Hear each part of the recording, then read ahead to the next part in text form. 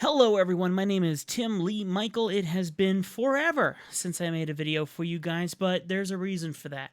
I haven't had anything new to teach you, but I've been doing a lot of stuff recently, a lot of caricatures, and I found a new technique that I want to share with you today on coloring caricatures.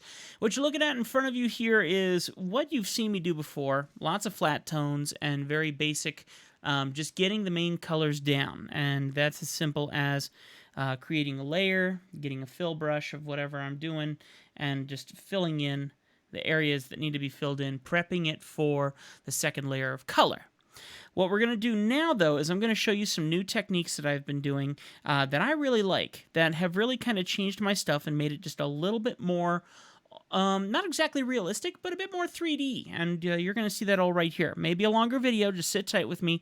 I think you're going to like it, and if you do, hit the like button and leave a comment. I haven't talked to you guys in forever, and I'd love to know how you like it.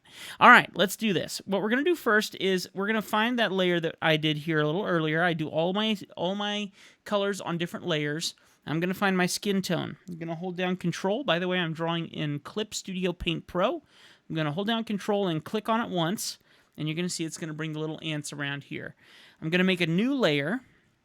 It doesn't matter where that layer is as long as it's above the skin layer. And I'm going to hit this little icon here which says Create a Layer Mask.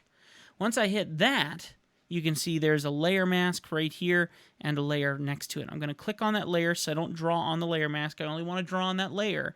And then I'm going to go ahead and get red for my color. I want to get an airbrush, and I want to drop my brush density to maybe 15%. Somewhere between 10 to 15, about 10 to 20%.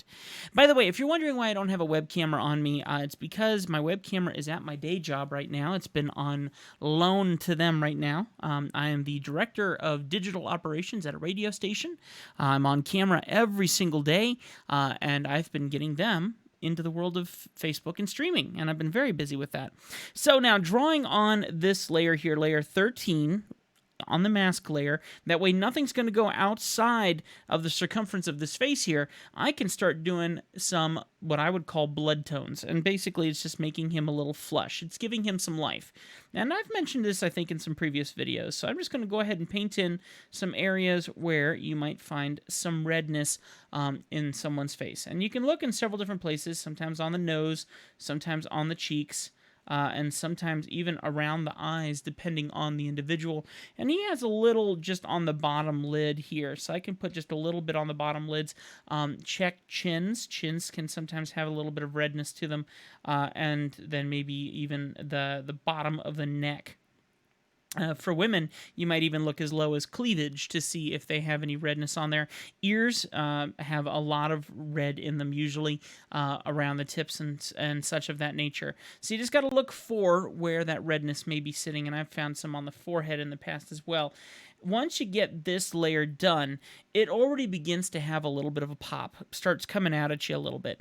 If you've gone a little too strong, you can go to normal, set it to multiply, so that it kind of looks at the layers behind it, and then you can dim it and lighten it with your layer opacity. Now, I think I did a pretty good job, so I think for now I'm going to leave it at 100. Now let's take a look at the next step. The next step is one you've seen me do so often. It's a regular part of my little thing that I do on every caricature I draw. I make a new layer. I go grab a very dark red, and I get my thickest pen that I can find, and this is where I do the hard shadows. And this can take a little while, so I'm going to try and get through this as quickly as I can. Now, this is a paid commission, so I'm going to make sure I do it right, and I'm not the kind of guy who's going to fast forward through this because I want to edit this and get it online for you guys right away. But you're going to see here, I'm going to go ahead and start my shading, and I'm just going to fill in the areas that have the most darkness, okay? And I like to reward myself with this usually, so what I'll do is I will leave it in that deep red, and I will just utilize that for the moment to really start building up these shadows. And I have to pick where the shadows go, so it's really trying to pay attention to where the shadows are on the face. And you've seen me do this before, and you've seen me do it with some hard shadows, but I have a new technique that I've kind of worked into this a little bit, and we'll see if we need it tonight as I do this. There you go. I just gave away what time it is during the day. So you can see here that it's not quite going over things like the mustache and maybe some other tones. So I'm going to move it up a couple layers right below the black and my black and white inked layer here. That way I can see the skin, so I can see it above all these tones. Of course, I have a reference photo. I'm not going to show you that reference photo. I don't have permission from this gentleman to show his image, and actually this is from a completely different client altogether. But you can assume it looks quite a lot like this caricature. At least I would certainly hope so. Let me go ahead and just keep plugging away here. And don't forget that areas that are white also need shading too. So areas like teeth, mouths, like right along here, if the top lip is casting a shadow, it needs to be drawn in. Even the areas like eyes, like this, if the person has really thick eyelashes, you might want to consider drawing in a little shading literally over the tops of the eyes. And now let's get a little bit more detailed in areas like the cheeks. This guy has some pretty good sized cheeks that kind of pop out a little bit. So we'll go ahead and fill this in as well, coming down here and making our way down to the chin line here. And let's fill that in there. It's all a guessing game. It takes a lot of practice to figure out where to shade, and it really helps to just know the planes of the face. And I wouldn't claim to know all of them by any means, but I claim to know quite a few of them just from my years of working at Disney, drawing caricatures. And this is kind of my usual technique. Well, for digital at least. For watercolor, when I was doing it at Disney, that's a whole different animal entirely. But a lot of us guys and gals who are interested in the world of art, especially if you're looking to do it on a either logo level or professional level where you got to turn something out quick, the world of digital has really just popped right up. So just lots and lots of shadow, and you can see it's very, very dark, but you'll see once I lighten it, and I'm going to lighten it by using the multiply. I'm going to set it to multiply and simply drop my opacity. It should look really, really good. That is another way to bring out a lot of 3D. And so while I'm here, oops, sorry, bumped the microphone, I'm just going to keep filling in some of these tones. And I'm kind of nearing the finish line. I don't worry too much about the shirts and stuff like that because I want to get as much attention on the face as possible. And I could really be more detailed, and I could do things like the goggles and get them the right tone and the hat and such. But I keep it light. I keep it very light. And you'll see why in a second here when I get into some of the more detailed parts of the 3D shading as we get in here. So let's go ahead now and see about how this has turned out. Let me add one more little thing here since I have so much shading on this side of the face. Let me bring this down the nose here and try and bring it out towards the nostril a little bit. I'll fill this in here kind of like this. All right, that's a bit much, but maybe I can tone that down. We'll see. I'm trying to find some areas where I can show you part of the new technique here that's involved. Let me get a little bit of shading over this eye over here too. There we go. All right, so the next step that I'm going to do is select that layer. I'm going to go to normal, set it to multiply, and you can see that changes a couple parts of it, and then drop the opacity and feel what suddenly becomes a bit more natural as a shadow. That looks pretty good. Now, there's some really hard edges here, and I love hard edges. I want to keep most of those hard edges, but there is a technique that is incredibly helpful, and that's the blending tool here, and I just recently learned how to do this right. And I've been doing this for so long, it's kind of funny that I've just learned to do this right. But let's see what happens here if we take some of these areas that don't require hard shadow lines, and let's try and use the blending brush from the blending tool and see if we can't blend in a few of these tones that really don't need to be that hard. Okay, the two brushes that I seem to use the most when it comes to this is the blending brush and the blur brush, and you'll just have to experience those for yourself to really get a feel for what exactly they do. But the goal here is to keep as many hard tones as you can, but areas like cheeks and areas like maybe the bottom of the chin, because the chin does round a little bit, but not too much.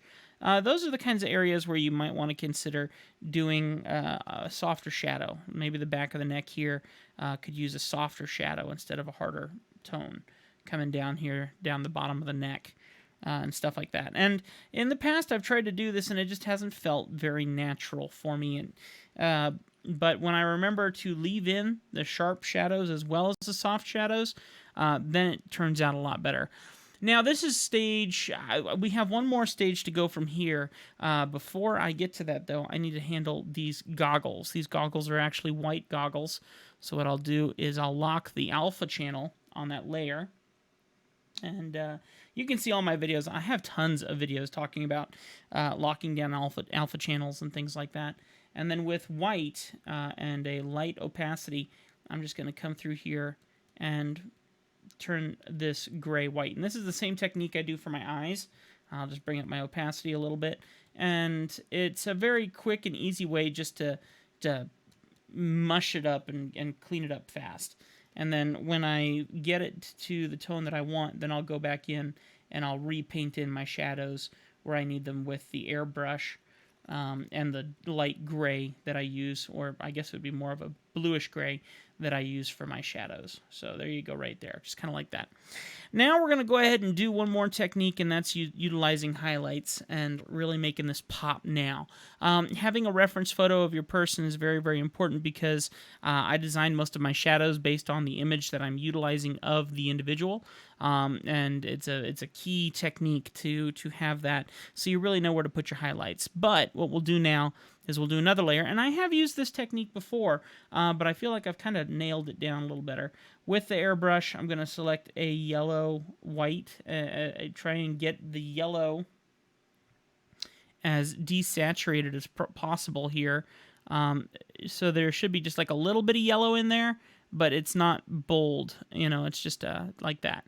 Now, what I can do is, and this is a good one where you don't want to just paint in a million bunch of yellows. You kind of want to see what you're doing here. Go to normal and change that to add glow. And if I was to draw something really hard with the add glow, it draws it in, but you really can't see it unless you use a blurred tool like an airbrush to really see it. So now really focusing on where highlights are going to be on this gentleman's face, I'm going to zoom in and we're going to start building up highlights. And beforehand, when I've done a lot of drawings with you guys in the past, I haven't really focused on highlights, and I've just tried to keep it minimal. But the highlights can really, really, really add to the caricature. So just looking at this, now you can maybe get an idea of how bold a statement this glow actually makes as we go along here. And I'm just going to do little tiny touch-up areas here of where I want that glow to happen. And if you go a little overboard, that's okay. And I'm showing you here, I'm kind of going overboard in a few areas here, pretty much on purpose. And the reason I'm doing that is because I'm just going to tone this down by using my opacity of the layer. So I can put my highlight wherever I want on the face, and then I'm just going to chill it out with that opacity.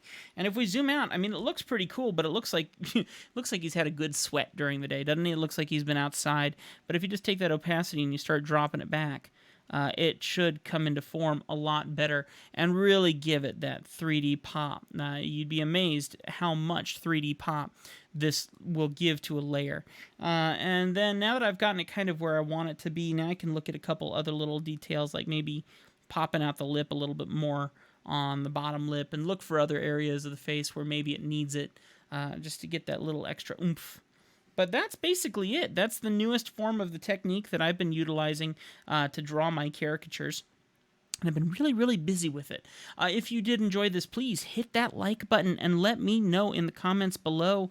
Let me know what else you'd want to learn. I'd love to wake up this channel again. We have seen some very wonderful times here on Draw Too Much, and then I got busy and my world took over, and I haven't made a video in how many months now? So I want to give you more. If you're interested, let me know in the comments below. If not, I hope you enjoyed this video. I'll see you next time. My name is Tim Lee Michael, and thanks for hanging out with me right here on Draw Too Much. God bless. Bye.